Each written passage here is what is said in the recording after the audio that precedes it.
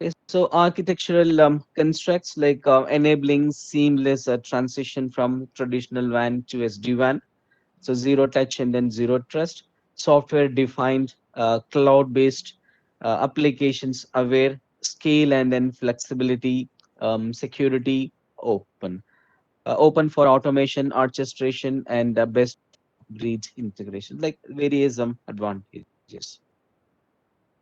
So flexible connectivities. So this picture basic idea behind this SD-WAN. So branch or the WANage can be connected across different types of transport. For example, primary connection with MPLS, secondary connection with internet, the third circuit point three LTE circuit. There are multiple connections to talk with the private cloud or co-location or the public cloud across all available circuit. Then dynamic path selection comes in based on the dynamic path calculated by the branch or by the WAN edge, and then through the best path, the traffic or the selected applications will get forwarded.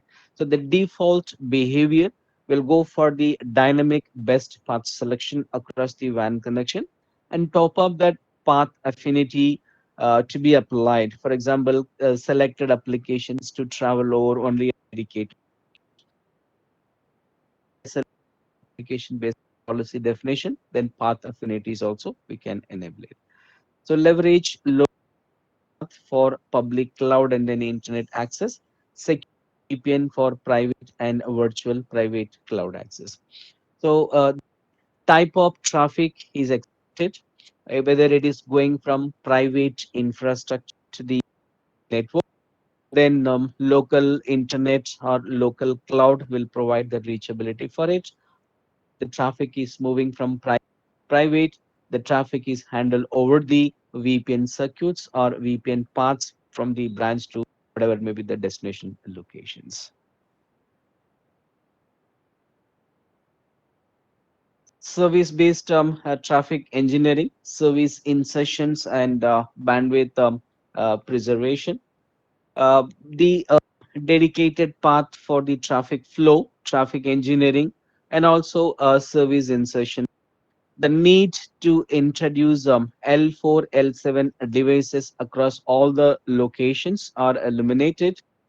So normally, like branches are required layers of security forwarding devices. Now, by introducing service insertion, branches or the data centers can forward the traffic to L4, L7 devices are connected, find path source and then destination. Basically, like the traffic will be rerouted through the L4, L7 devices instead of source and destination devices each other directly.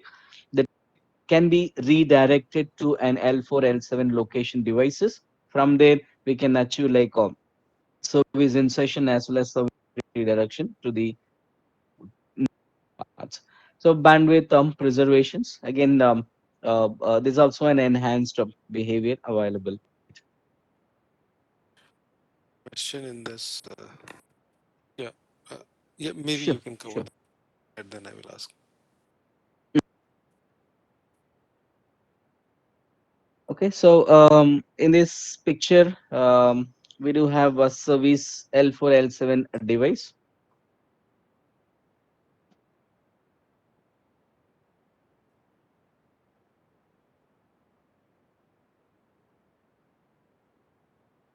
And so uses connected maybe like in talk application the was available in the data centers. Normally, the traffic is going to go from branch routers to the data center devices, and the traffic is encapsulated by branch router. Encapsulated and then encrypted traffic can path the transport, can reach into the destination, and then decapsulation and then decryption. Traffic is permitted into. That means client and destination is about to make their communication. Introducing service insertion, we can say like it's select to location or like a pilot to the data center advantages are any data moving from router branch and then the router and the data center gets rerouted. So the traffic is forwarded to the firewall for L7 devices are connected and they will be taken into the local application devices. Local forwarding will take it place and then local filtering takes place. Filter devices will be re-encapsulated and then re-encrypted to the destination. This insertion logic. Yeah. um, no. So where is this VPN firewall located? This is, I mean, so for example, site A, that is one of the branch trying to access the application server, which is in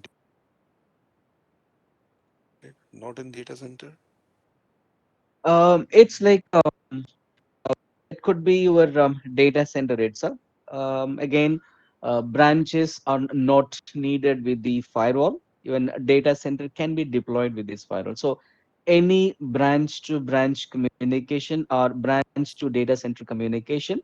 So the traffic gets redirected to the place where the firewall is connected. It's up to us in one place, maybe like in the primary DC or maybe like the respective place, like the centralized place where to place this firewall. So we dedicate a vantage and we connect the firewalls behind this vantage, and this vantage is going to take the intersected traffic any branch to the data centers. The typical option to deploy at the data center. Okay.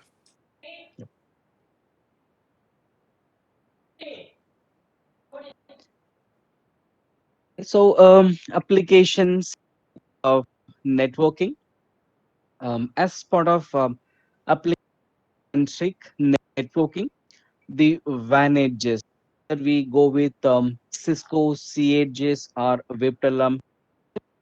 So they are going to read data packets from layer 2 up to layer 7. So as a basic behavior, the router interfaces will read the data link layer header for source destination MAC, and they'll read the source destination IP address field for the routing. Along with that, they can read layer 4, again TCP UDP port number plus application portion. Like just to classify the application headers are snooped and then they are intercepted. So CHs will support with NBAR network based application recognition, which is available already, and Cisco NBAR feature, and then Viptela goes with DPI, so Deep Packet Inspection Process. So the advantages will have the capability to read the packets from layer 2 or the data frames up from layer 2 up to layer 7, because to classify the traffic based on applications. So the traffic moving to Google application, traffic is moving towards to Office 365. So the application layer is going to have the addresses, and these addresses will be intercepted and then classified by the advantages. So we have a different mechanism how the plain text applications are classified, basically intercepted and then classified. In case nowadays we don't make any plain data transmission between the client towards to the application, always the traffic is encrypted. In case traffic is encrypted and then forwarded for the network, and obviously like with the help of DPI or with the help of NBAR, how encrypted applications gets classified. So we have a separate logics behind that. And in case like while we're trying to study about application based policies and then policy definition, I will give you in detail. But at this moment, routers will have the capability to classify the traffic from layer 2 up to layer 7 headers, and it classifies both both encrypted and the plain data. Policies, various policies to select the path, and then policy to enforce the decisions inside the fabric. So various places we do introduce policies and also SLA based uh, path monitoring and then path availability checking. We do that. So transport type, SLA, cloud, service training, local, and then remote breakout. So various, you can say like options available to enhance with application-centric networking. Secure segmentation. So WAN edges, they go with IPsec based VPN tunnel establishment. The tunneling support between branches are IPsec and then GRE. The preferred tunneling mechanism is IPsec. So WAN edges doesn't choose IPsec or GRE automatically. Based on the manual configuration, the tunnel encapsulation procedure will be followed. So IPsec based because it supports default encryption and then encapsulation. So GRE, as you know, like independently, it forms only the tunnel, only the encapsulation takes place, encryption doesn't support. So it's our choice of implementing IPsec based communication between the WAN edges or GRE based communication between WAN edges. So one VPN tunnel gets established between WAN edge to the destination WAN edge, and over the VPN tunnel, so multiple VPN traffics. So in SD-WAN Viptela, so the terminology VPN. So VPN is basically the VRF. So we create VPN1 on the WAN edge like VRF1, VRF2, VRF3. So multiple VRFs and multiple VRF associated data traffic will be classified across an IPsec tunnel. So one IPsec tunnel can carry multiple VRF tunnels in it. Again, IPsec uses the classification behavior. The traffic belongs to what a VPN, what a VRF. The a new header or the header informations are inserted along with the IPsec packet, and then traffic and then traffic's location like traffic classifications will be identified based on it. So secure segmentation, as part of it, IPsec tunnel is built between WAN edges, and IPsec tunnel is capable to carry multiple VRF or multiple VPN traffic. With SDA, this is called as a VN, virtual network. With SD-WAN, this is called as a VPN. But with standard Cisco naming and then Cisco standard information, that is VRF. So VRF is termed here as the VPN.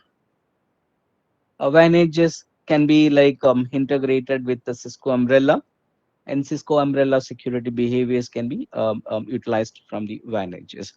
Again, Cisco umbrella like forwarding and taking decision based on the Cisco umbrella configuration. The devices still follow it.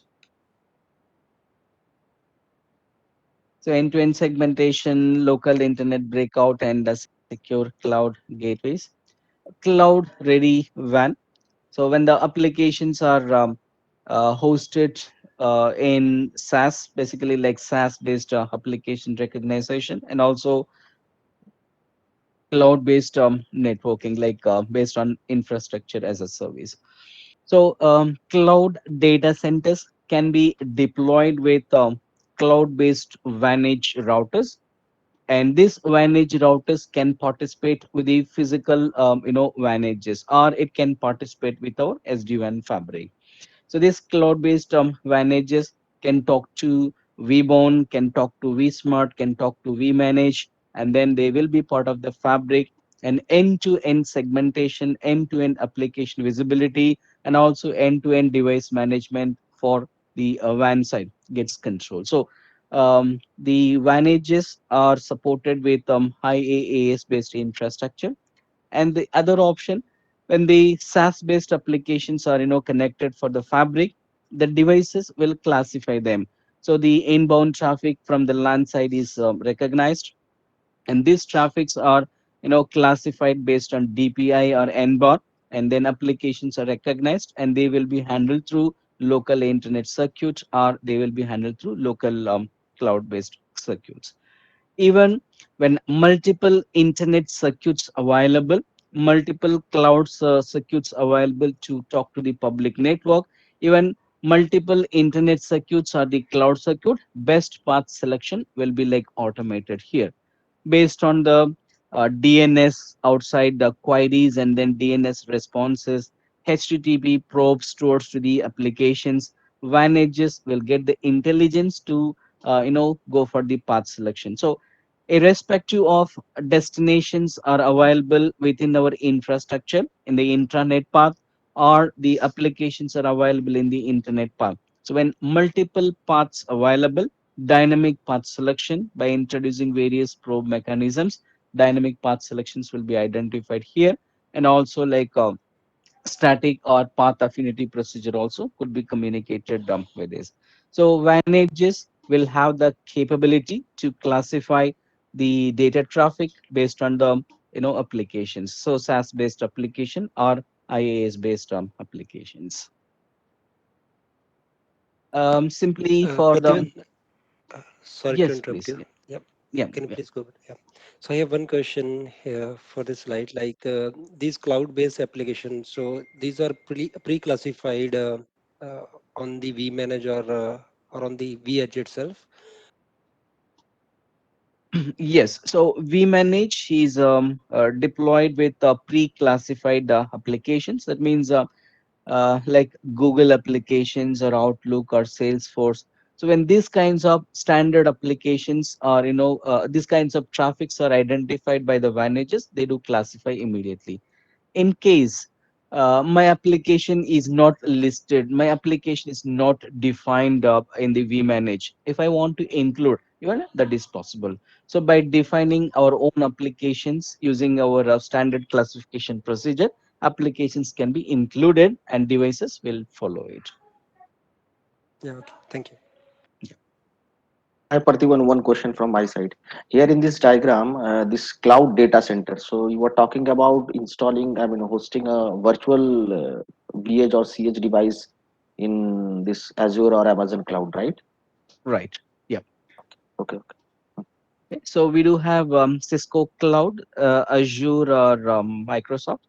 So when we go with these kinds of cloud-based data center, we own Vanages, basically like Cisco CSR or Cisco ISR, or even basically CSR is the right choice, and even Viptela VH Cloud. So these virtual machine-based routers we will deploy at the cloud. Behind the virtual routers, we set up our own data center.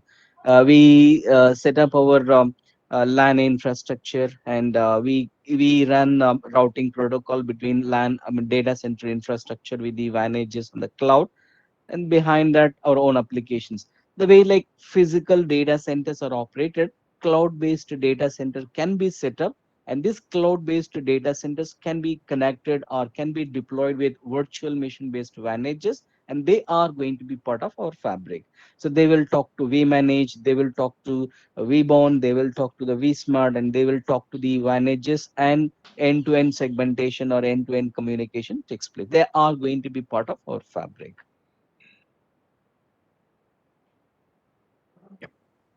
Any other questions?